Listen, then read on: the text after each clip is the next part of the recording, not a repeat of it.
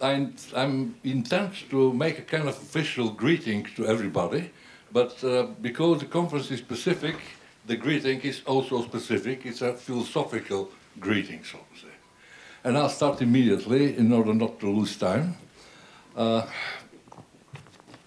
title of my short presentation, greeting presentation, is The Philosophical Meaning of Walls. Behind every act of building a wall lies an implicit statement with philosophical stakes. A wall is not merely a material barrier. It conveys the message that within the space it encloses, a specific social order prevails. Laws, obligations, privileges, rights and freedoms, traditions, written and unwritten moral rules. Beyond the wall, this order does not apply. Outfacing every wall aims to serve as a barrier against external disorder. Let's imagine a world composed of civilizational islands, each surrounded by high walls. Inside each of them a distinct order prevails, with specific rights and freedoms. But what lies outside, beyond the walls, between the islands, if not pure disorder?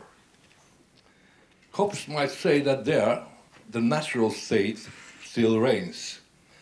And as we know from Leviathan, in this natural order, there is no joy for people, rather they suffer greatly, they live without common authority, and they live in war, all against all, and worst of all, there is a constant fear and human life is solitary, poor, nasty, brutish and short. We can extrapolate this grim assertion to nations as well. When there is no common law among them, they do not merely exist in disorder. They live in the same state of potential war of each against each, under the pure law of force. Of course, this is not always immediately visible. Sometimes war is held back by balances of power, agreed spheres of influence, or random and temporary trade agreements. Other times, only defensive walls prevent aggression or illegal movement and migration, a state that the linguistic convention calls peace.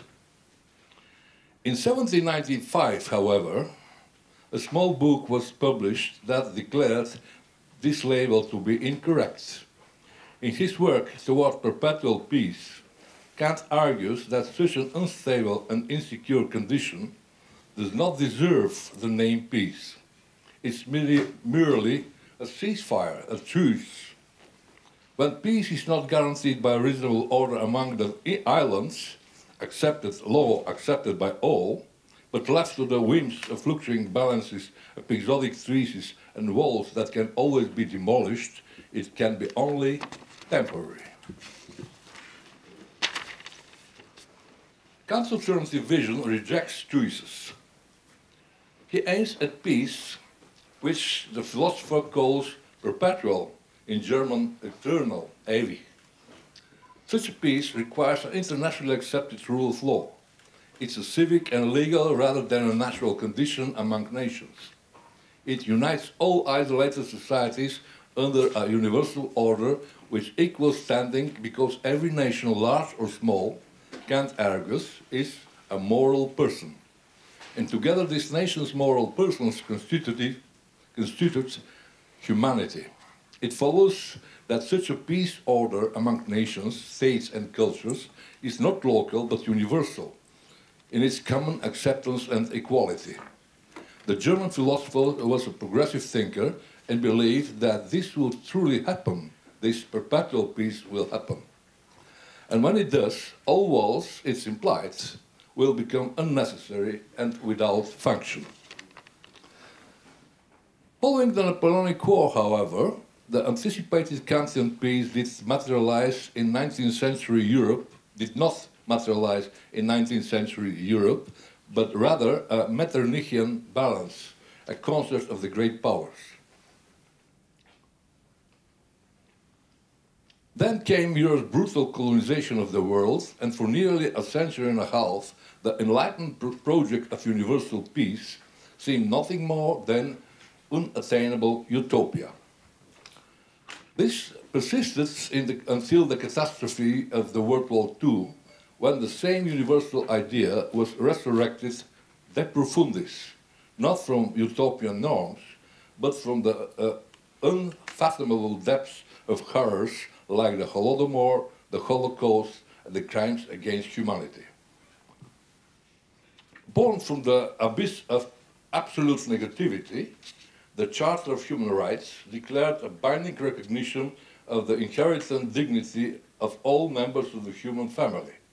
This document resembles an enlightened one, yet it is actually of entirely new type.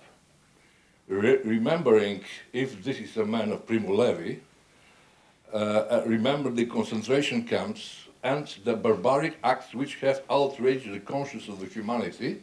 This is a quote from the declaration itself. It proclaims an entirely new negative basis, the equal and unattainable universal rights of every person. These rights hold validity outside any local cultural context, forming the new foundation of the international order between states, striving to ensure freedom, justice, and lasting peace in the world. Here, perhaps for the first time, the word humanity is no longer a positive utopian project, but already signifies a practical universal community, real humanity, horrified by itself. Unable to forget the unthinkable catastrophes. Confronted with the abyss, humanity has pledged to uphold the new universal order of human rights. And nothing illustrates this better than the declaration itself, the Helsinki Accords of Human Rights signed in 1975 by both Western and Eastern Bloc. And nothing better materializes this universal order between the blocs than the fall of the wall, the Berlin Wall, and with it the collapse of the Iron Curtain. Yet, ironically, at the same time, a serious critique of the very concept of universality also began. This critique took various forms and channels. One source was the anthropology growing knowledge of world cultures, revealing just how incredibly different they are, and finding often leading not to universals, but to cultural relativism. Two other sources were anti-colonial critique of Eurocentrism and the feminist resistance to male dominance. Post-colonialism and feminism both saw in the very notion of universality a hypocritic mask. According to them, behind this mask lay the ugly face of the same patriarchal, racist, Eurocentric colonialism.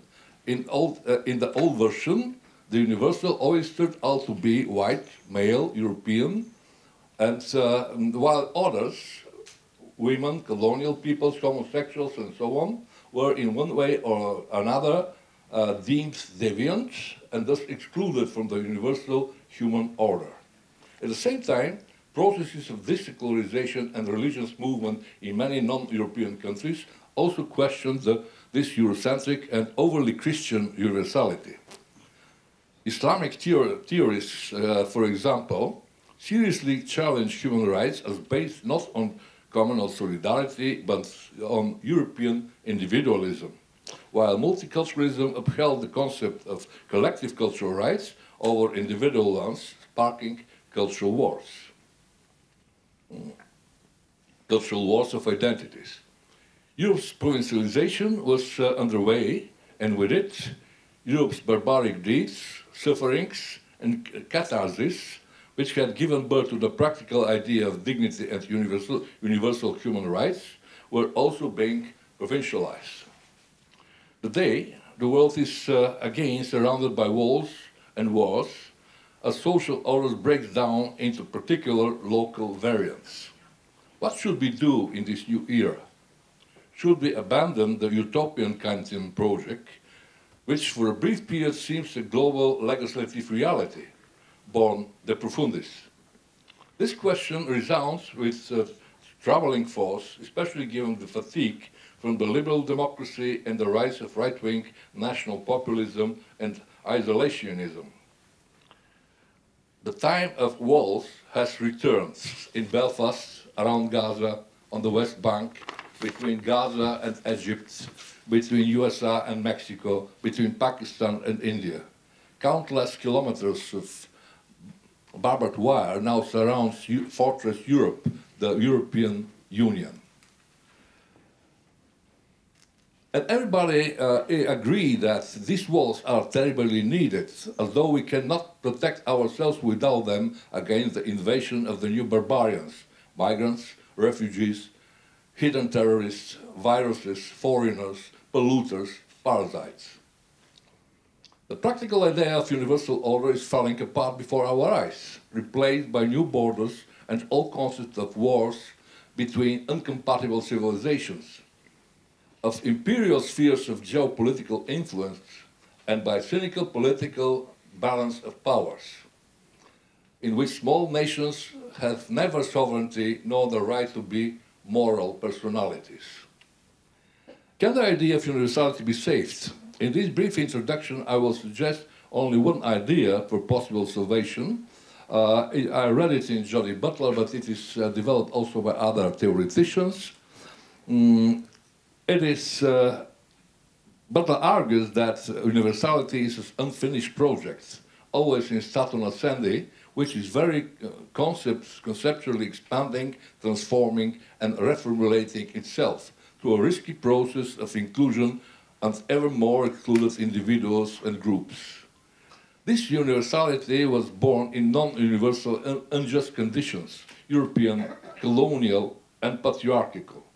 But that does not negate the normative need for such a concept. Its historical and cultural limitations can and must be continually overcome, with its borders and walls transgressed and reconceptualized. Thus, the type of this dynamic universality is always in statu nascendi. It is not yet, it is a future concept.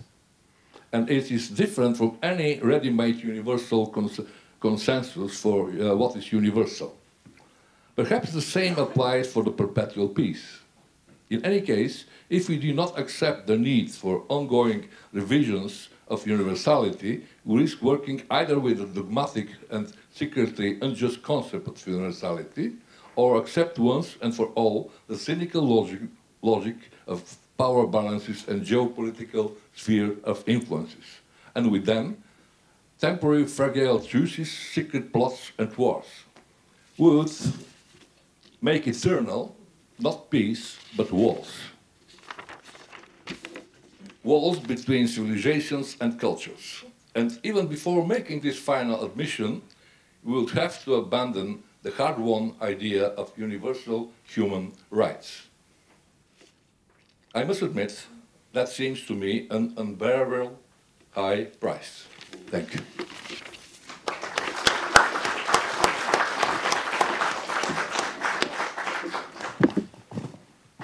So I immediately go to the next speaker. This is our keynote speaker, Professor Paul Bets. I'll give him the floor. It's a great pleasure to take part in this conference, which of course is very, very timely and urgent, I would say, not least because we've just celebrated the 35th anniversary of the Berlin Wall just 2 days ago.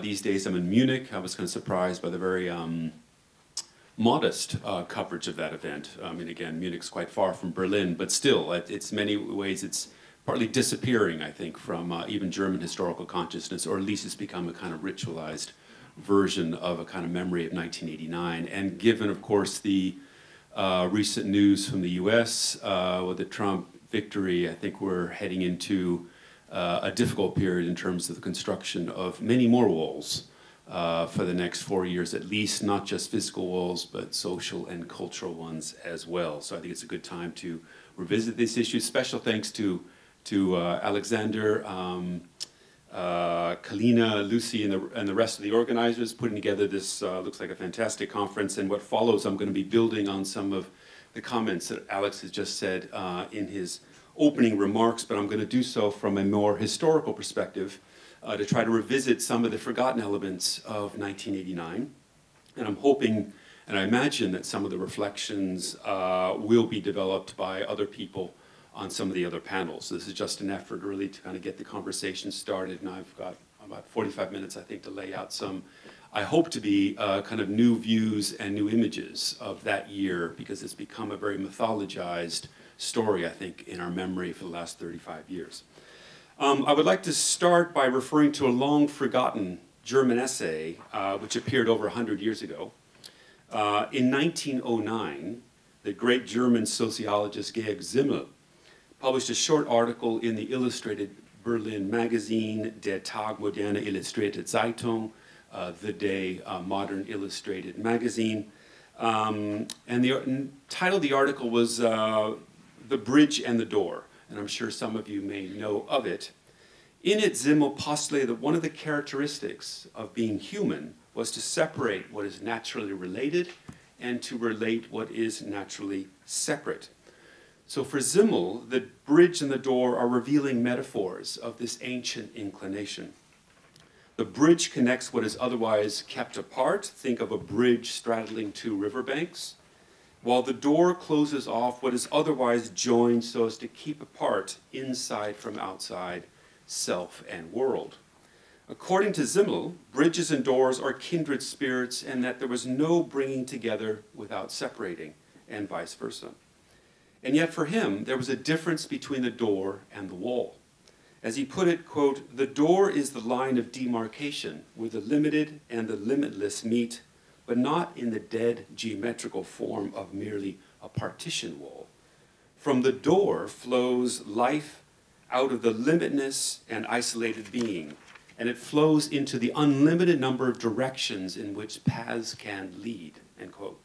Now, leaving aside some of the heavy academic language of this passage, I think Simmel's sociological imagery is a suggestive framework for rethinking the complex legacy of 1989 for our time, precisely because that momentous year has been the subject of both bridge building and door shutting from the very beginning.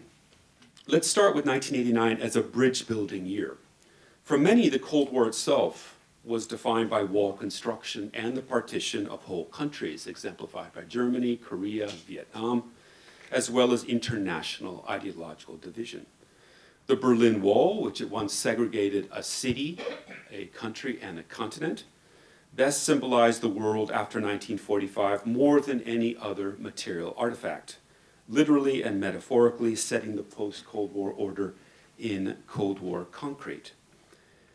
John F. Kennedy's Ich bin ein Berliner speech in 1963 at the Rathaus Schöneberg, and Reagan's, well, here's an image of the wall construction. I should have shown this before. 1961, you have East German workers under the watchful eye of Soviet Army officers, and then some of the kind of, this is Reagan, of course, speaking in 1987 at the Brandenburg Gate.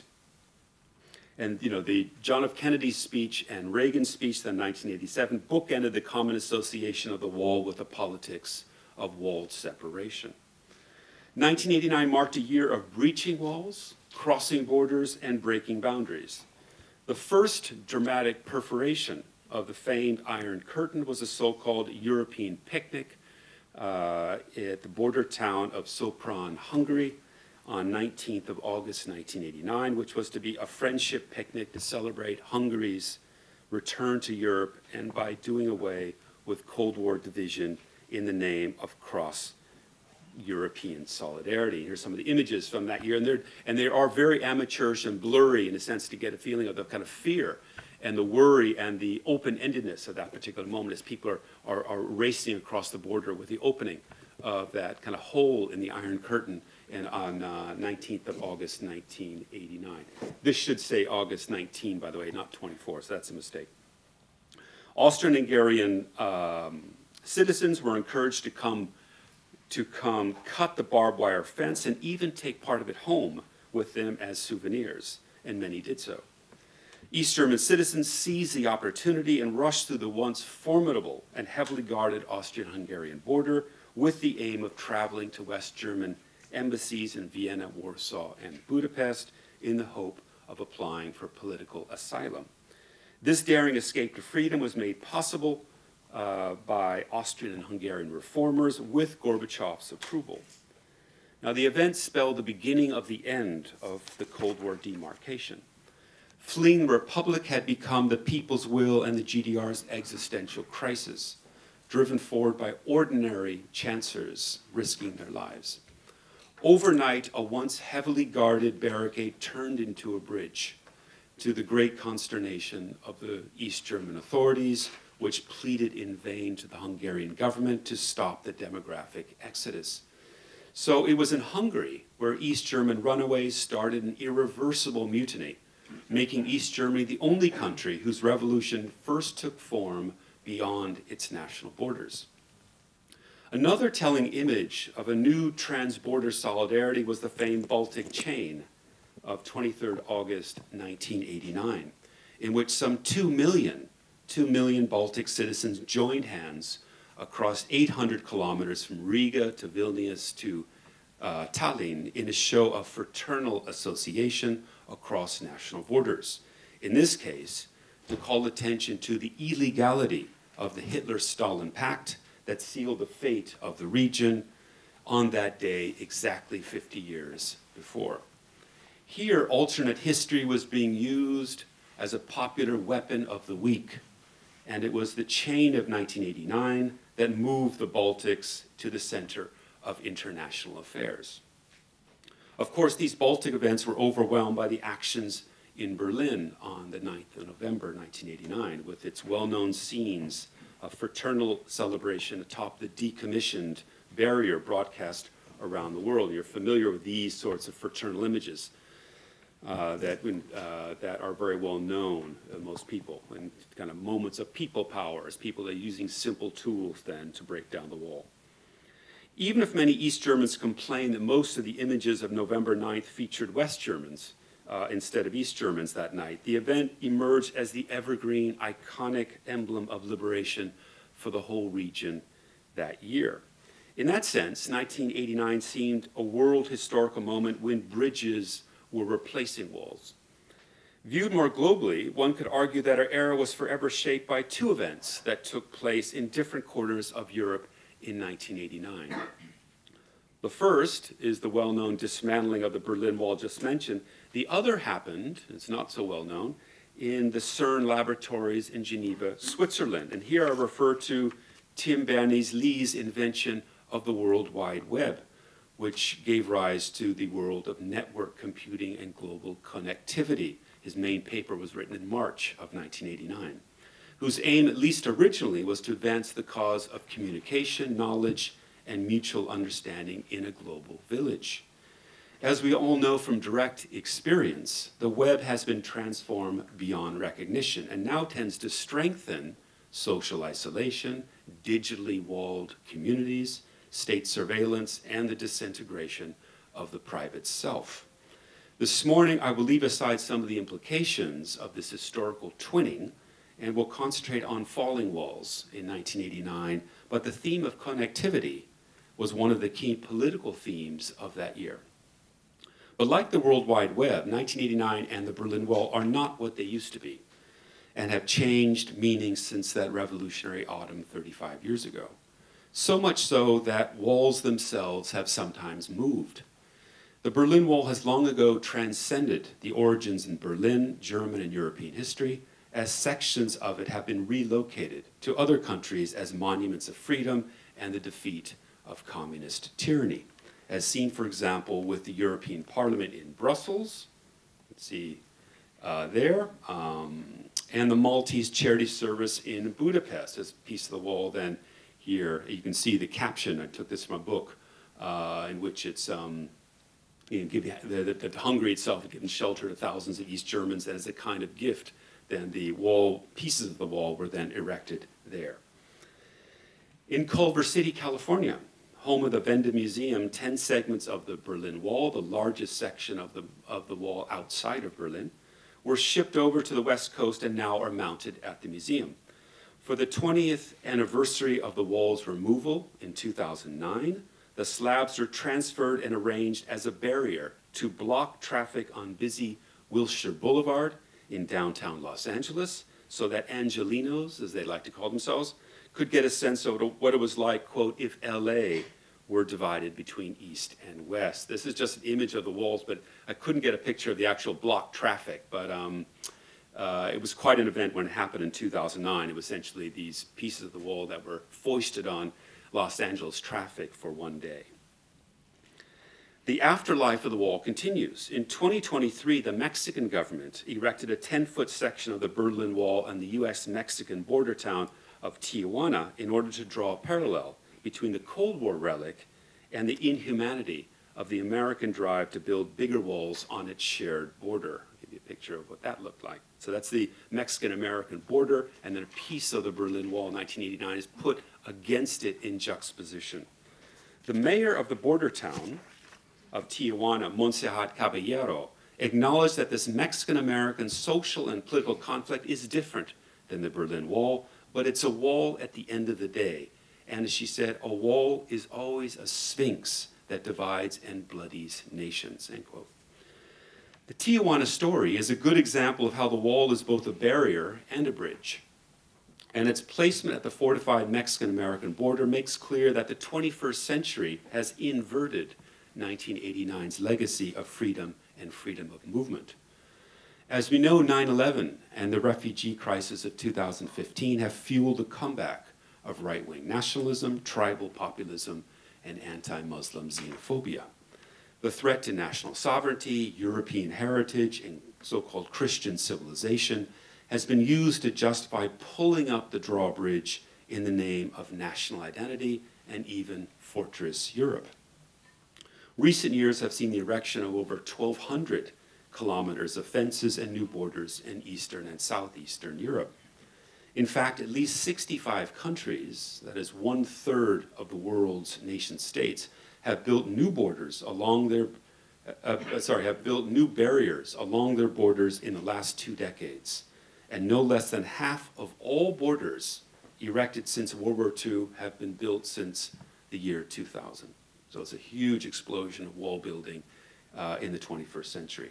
As it happens, I happen to come from one of the American states that borders Mexico. I'm from Arizona. Anyone who followed the US elections knows how central wall construction and controlled immigration has been in the campaign. Now, if you listened, Trump actually didn't talk about the wall very much in this campaign. He was much more talking about deportation, which of course is even more dangerous. But the wall itself disappeared as one of his rallying points. Was much more important to him in 2016, mainly because I think he knows how difficult and expensive this is. So it, in a sense, dropped away from his kind of constant, frenetic referencing. Across Europe, conservative governments and opposition party leaders, ranging from Orban to Le Pen, view the cosmopolitan values and free movement as irresponsible elitism and a grave threat to national security and not as a source of identity. Open borders, long proclaimed by the 1989ers as the very expression of freedom and human rights, are now identified as the very causes of danger and identity theft. In our time, the democratic revolution of 1989 has been followed by a demographic counter-revolution against the openness of 1989, led by the region's one-time progressive pace-setters in 1989, Hungary and Poland. And Ivan Krastev has written very, very well on this, as you probably know. So in many ways, I'm building on some of his work here. Such wall-building trends are also registered in language. In the last 10 years or so, one of the key terms associated with 1989, civil society, has been replaced by the comeback of an older term, civilization. Whereas civil society was a rallying term for a new and open democratic community, built on reform and voluntary association in a world of loosened borders, civilization is now invoked as a defensive celebration of the status quo to wall off the dangers of globalization and multiculturalism by safeguarding national borders. Populist claims to civilization have become affirmations of stasis and venerated tradition, celebrating the pure and ancient, old Europe, Ottoman Turkey, Confucian values, etc., in response to the hyperspeed, cosmopolitanism, and threat of liberal internationalism. Even so, I'd like to suggest that the popular picture of '89 as the antithesis of what is happening today is too simple, and is worth recalling 1989's mixed legacy so that we get a fuller picture of the roots of the present. 1989 is often remembered in the spirit of bridge building and border crossings, but in fact it was also one of door shutting and wall construction. Democracy and freedom may have been the banner slogans of 1989, but so too was national self-determination. The knock-on effect of the upheavals that year led to the breakup of multinational federal states, such as Yugoslavia, the Soviet Union, and Czechoslovakia. Their disintegration multiplied the erection of new nation-state borders across Central Asia, the former Yugoslavia, and between the Czech Republic and Slovakia after the Velvet Divorce in 1993. In this case, the end of Europe's last empire ushered in a new world, or a new era of walled sovereignty, just as it had after the collapse of the Habsburg and Ottoman empires in 1918. German unification in 1990 was the first revision of Cold War borders, but it anticipated the proliferation of many new fortified national borders a few years later. Secondly, we generally think of all movements across the borders in 1989 as positive and progressive, with the East German dash across the Austro-Hungarian border in Sopron as its archetype. Yet some of the most important movements in 1989 were not, in fact, against the state, or even about freedom. In my view, the border crossing that set the tone for the whole region and for the whole year was one that did not take place in Central Europe at all, and that was a Soviet withdrawal from Afghanistan in February of 1989.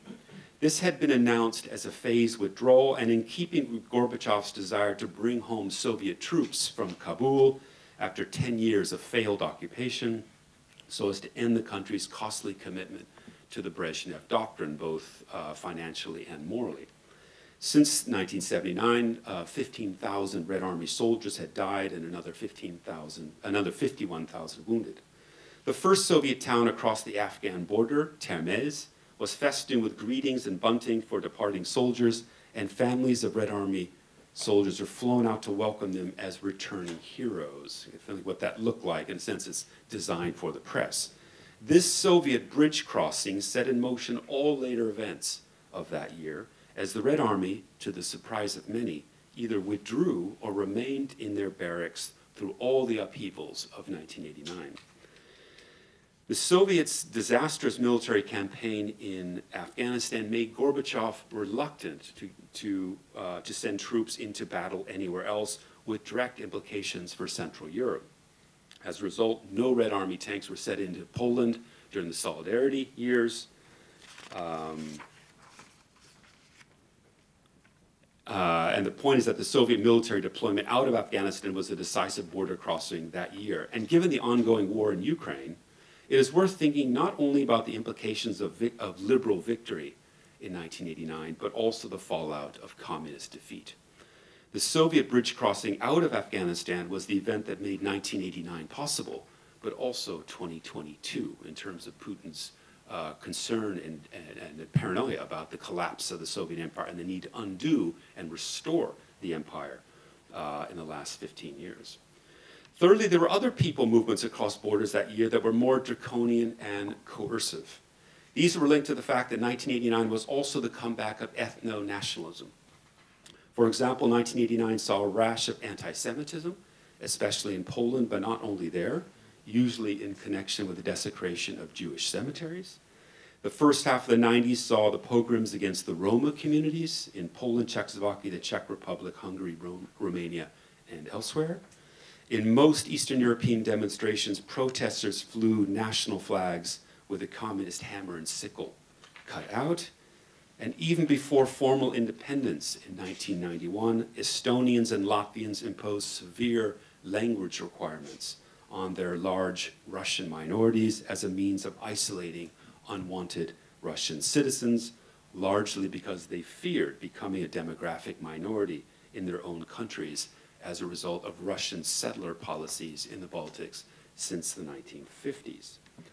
Now, in some contexts, renewed ethno-nationalism prompted forced movements of people across national borders. In Germany, minorities were targeted in 1990 and 1991, not just in the former GDR. It is often forgotten that in 1989, some 166,000 foreigners lived in the GDR, about half of whom were workers and students from other socialist countries, including Vietnam, Mozambique, Namibia, and Cuba. They had been sponsored by the GDR as part of its education and labor solidarity exchanges since the 1980s. In the wake of unification, foreigner and asylum seekers were attacked by neo-Nazi skinheads in Hoyerswerda and Mölln, which generated wide domestic and international press coverage. And this is, in a sense, one of those actions. And I should also say there was a large reaction on the part of the German public to come to the defense of these attacks. So here you have demonstrations saying, Nazis out, and in solidarity with the foreigners. I'd say people were targeted, but there's also reaction in support of these besieged minorities. Anxiety about the presence of foreigners was not just the preoccupation of far-right hooligans, however, and on occasion included state-sponsored deportations. In 1990, the Kohl government rounded up many of the Vietnamese workers and sent them back home, supposedly to avoid further ethnic unrest connected with the collapse of the GDR. Here you have some Vietnamese at the airports, and some 20 to 30,000 Vietnamese were shipped out in 1990 by the Kohl government. After many Asian African minorities were deported from Germany, other refugees arrived from Yugoslavia, following the outbreak of civil war there in 1991, which provoked further disquiet. Hundreds of West German citizens wrote anxious letters to the federal President Richard von Weizsäcker about the predicted effects of Yugoslav refugees seeking asylum in Germany, and feared, as one letter writer put it, what is currently going on in Yugoslavia is repeating itself in Germany. At least that was the fear. These may seem like marginal voices, but in a November 1991 survey, more than 30% of those Germans polled feared the outbreak of civil war in Germany because of the arrival of new immigrants. This was the underside of 1989's dream of free movement. Another instance, and I'll mention this in passing, of the non-progressive aspect of crossing borders in '89 was, of course, as you know, here in Bulgaria. Again, this was not a voluntary movement of people seeking freedom, but rather a state-driven campaign against a targeted ethnic minority. I need not remind this audience of what happened in May 20th, May 21st, when over 100 Bulgarian Turks were killed when Bulgarian police put down protest against Zhivkov's policy of forced assimilation of the 900,000 Bulgarian Turks living in the country. Now, this has been part of a much longer policy, anti-Muslim policy from the 1920s, as I understand it, including kind of forced name changes, and then the people that were then that were demonstrating in support of this minority, that 15,000 people were then met by brutal state force. And these actions prompted the emigration of no less than 344,000 Turks in Bulgaria from early June to late August, apparently to Gorbachev's consternation. Now, this was a story of social walls that are still being built in 1989, and this was the largest movement of people across national borders in 1989 until the Berlin Wall story a few months later. Now, to be clear, this is in no way to single out any particular state, especially, and this is quite important, especially because Western Europe was embroiled in similar issues that year, again, long forgotten. In fact, it is barely remembered that Western Europe experienced two explosive scandals that served as its own version of 1989. The first was the Salman Rushdie affair. It is easy to forget that Salman Rushdie's novel, The Satanic Verses, provoked a huge amount of international controversy when it was published at the end of 1988. And on January 14th, 1989, some 2,000 residents of the Yorkshire town of Bradford paraded through town and publicly burned his book, followed by similar book burnings. Oh, sorry, let me, this is some of the images you know in terms, and also these are the camps that 1989, and this is the Bradford book burning. And then, of course, Ayatollah Khomeini's personal fatwa against Rushdie in February. These events shocked and polarized British public opinion, and Muslim protest was reported in the British media as evidence of the impossibility of ever integrating Muslim citizens into Western open societies.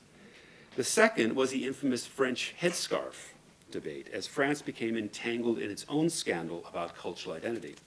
As you may remember, the sisters Leila and Fatima Ashaban were sent home from middle school in Cré outside of Paris in early October for refusing to take off their headscarves in class.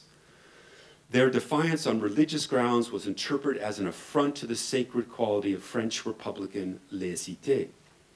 Both incidents served as test cases of liberal values in the UK and France, with echoes across the continent in the 1990s and beyond, and pointed up the common crisis of multiculturalism across East and West. In this case, these stories of border crossing in 1989, ranging from Soviet withdrawal to minority demonization, even expulsion, offer a less positive picture of border crossing that year. From this perspective, it is tempting to draw a straight line from Viktor Orban's nationalist speech as the young founder of his new Fidesz party at the reburial of Imre Nagy in June 16. And this is the reburial. I don't have a photograph of Viktor Orban, but of course he gave a very important speech that day as a young member of the Fidesz party, criticizing both communists and anti-communists and saying we need to think more in terms of our own generation's ideas of nationalism. So that became an important marker of a new generational change that criticized both the communists and the anti-communists. This is true to an extent, but the ongoing renationalization of Eastern Europe history in the 1990s blocks other key dimensions of '89 as well. 1989 saw other walls going up internationally, even if they were not reported as such. One of the strongest myths about the end of the Cold War is that 1989 was the moment when globalization caught up with the former East Bloc. But this is not true, since Eastern Europe had been engaged with the global South in countless ways since the 1950s, as evidenced in the sphere of trade, labor training, military assistance, education, cultural promotion, and humanitarian assistance. In fact, the 1960s and 70s were the golden age of East-South exchanges of personnel across many sectors, including doctors, nurses, engineers, economic advisors, teachers, artists, filmmakers, archaeologists, and journalists, to name a few. And Bulgaria, of course, plays a very important role in these exchanges. The Eastern European thrust southward toward the Third World in the 1960s was an effort to build bridges to Asia and Africa in the age of decolonization in the name of international solidarity. The growing sense of East-West European alliance in the 1980s, following Gorbachev's idea of the common European home, often came at the expense of long-established East-South relations. By the late 1980s, Gorbachev in Eastern Europe regimes had cut back support to Latin American communist parties and leftist movements across the world. Arguably, for Eastern European countries, 1989 was less a liberal story of re-internationalization, but rather a tale of de-internationalization on the world stage. At this point, I would like to return to the idea of wall construction around 1989, and in important ways, these new borders were as metaphorical as they were physical. Here I'd like to discuss what I see as additional memory walls around 1989 that blind us to some of the key trends that year. So let's briefly revisit Central Europeans in the streets in 1989, who were present that year but have long since disappeared in obscurity. Key in this regard were engaged environmentalists across Eastern Europe, many of whom had been active since the mid-1980s. They played an outsized role in helping to undermine the moral authority and political legitimacy of socialist industrial policy. An ecology club was founded in Poland in 1980 with close ties to the freedom and peace movement. In 1985, a new Greenway group was composed of Hungarian, Czechoslovak, and Polish environmentalists in a distinctly cooperative spirit, with similar groups multiplying across Eastern Europe and the Baltics. Now, not surprisingly, the Chernobyl disaster of April 1986 was the pivotal point in spurring ecological campaigns in Ukraine and across the region. And I'm just going to show you a few examples of what these look like. Again, this is freedom and peace demonstrations in Poland in 1986, another one here in Slovenia in 1986. Again, you have the sign in the background, more light for the heads of Slovene energy planners. Prague Mothers Protest March for ecological issues against pollution in 1986. And here in the Baltics, note the sign is in English to draw attention to it in terms of protecting the Baltic Sea. And what was unusual was that these protests were often featured in state newspapers and on television, since they were perceived as apolitical and of common interest to the whole socialist community, and therefore were permitted publicity in a spirit of glasnost. In retrospect, the most striking thing about the eco movements in light of the sad history of environmental degradation in Eastern Europe was that many of these were very successful in shutting down nuclear energy facilities or local industrial projects. And this is, of course, this is some of the anti-Chernobyl protests, but this is the Danube Circle in Hungary in 1988. It shut down a local dam. And then, of course, some of these closer to home, the important eco-glasnost movement, of course, here in Bulgaria as well. As these activists combine ecological protest, anti-communism, and nationalism to practical effect with great success. But if these groups were the ones who punctured the state's official media culture regarding the visibility of public protest at the time, they hardly figure at all in standard retrospectives of 1989, nor were they integrated in the political transition governments after communism. Other vocal Central European protesters in the street remain hidden behind memory walls as well. This includes women and feminist groups. It is well known that women marched and led protests, organized demonstrations, and produced leaflets, and had been active members of Eastern European reform movements since the 1970s. Here it is worth recalling that the collapse of communist regimes was first seen as a great opportunity for feminists. In East Berlin, the Fraueninitiative Lila Offensive invited other women's groups to meet on the 3rd of December to discuss the creation of new and broad-based feminist coalition, and thereafter formed a range of different organizations. As a matter of fact, over 1,000, this is some of the ecological protests in Ukraine. I forgot to include those. This is a feminist meeting then, December 1989. It was the largest feminist group in Eastern Europe at the time and experienced early success with the councils. But you would never know it by looking at the standard photo books from that year. Any cursory glance at the commemorative books produced to document the upheaval, such as this book, rarely feature women at all, and certainly no activists. Of course, one can find images elsewhere documenting the presence of feminist groups in 1989, such as this one, for example. We have keine Frauen Kolonie here. They're playing on Helmut Kohl's surname, Helmut Kohl, and talking about colonization. It's one of the first instances in which they'll use Helmut Kohl and the term then to talk about what they feel to be the colonial takeover of West Germany. But these sorts of images are rarely integrated in the kind of classic picture books of 1989. What many of these photo books do record was a changing status of female participants in the transition from revolution to power. If you look, for example, at these sorts of books, there are lots of images of women taking part in the demonstrations of 1989. Here one, and these are in a sense from Leipzig, 1989. And here again, as things grow safer after October, it was clear that the East German authorities are not going to impose a Chinese solution, as it was called, in terms of violent crackdown. A number of younger people come out to the demonstrations, including many more women.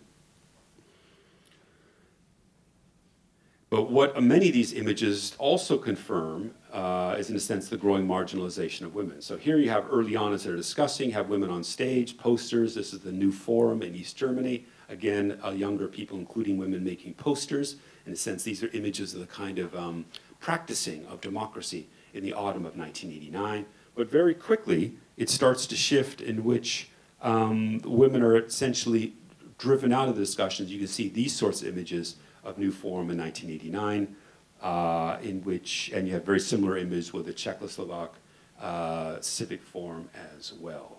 Now a situation in which you just have men on stage and, in a sense, forging the new post-communist governments. So no wonder that downbeat accounts of the unfulfilled hopes of revolution for women started to appear as early as 1990, and many women are then saying that, that 1989 was essentially then a purely male affair. So it echoes then of 1968, at least in the West, in terms of the gender dimensions of the upheavals.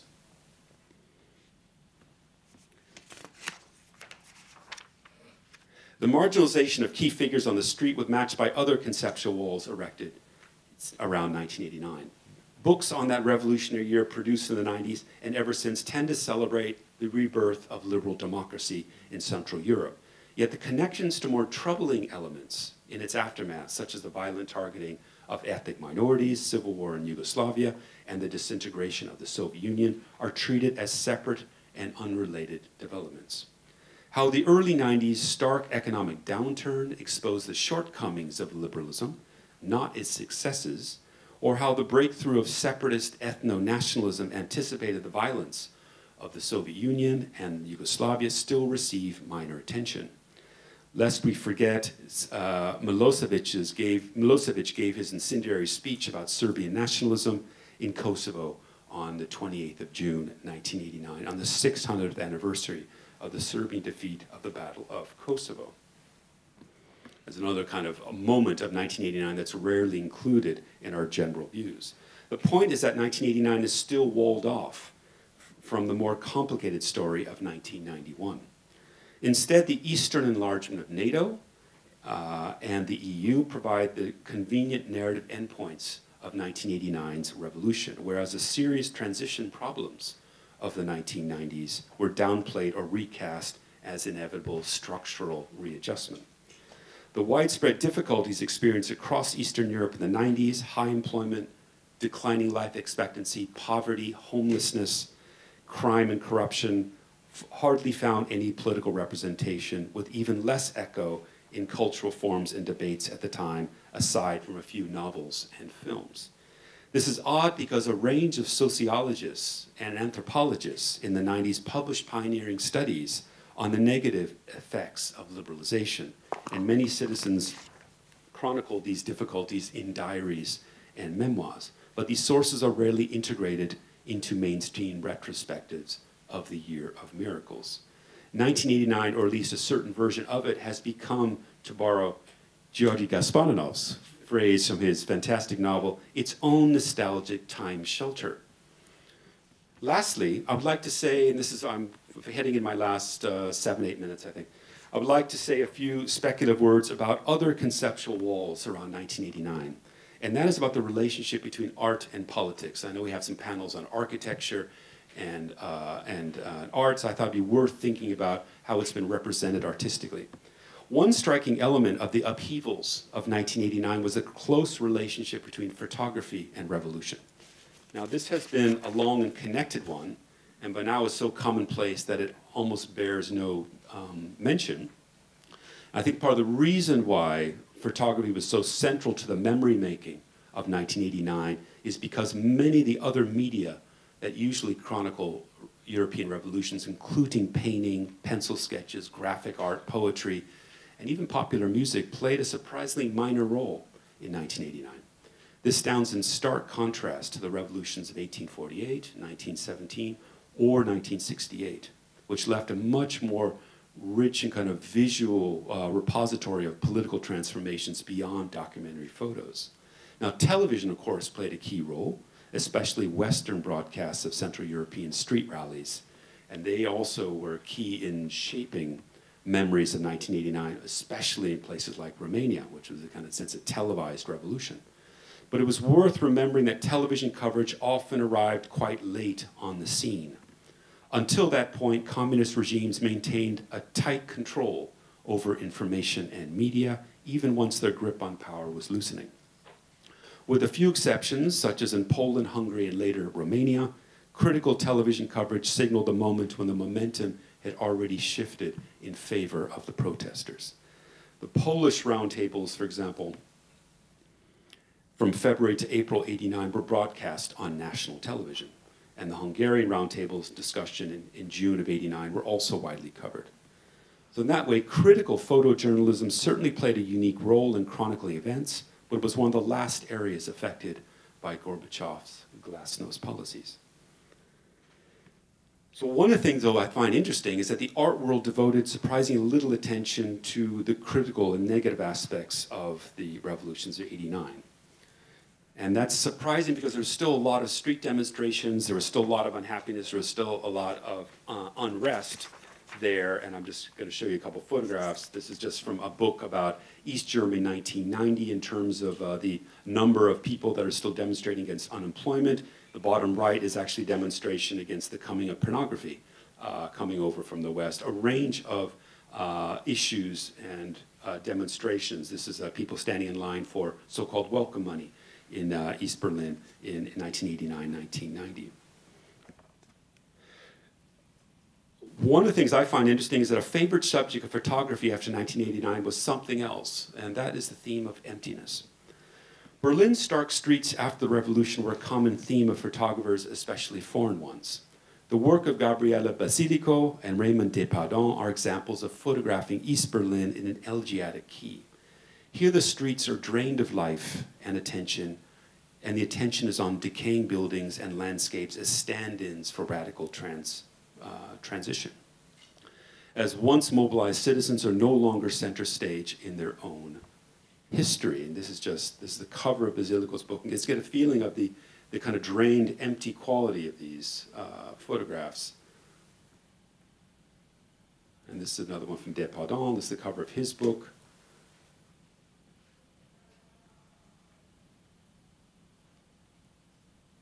I'll finish with this one. I think it's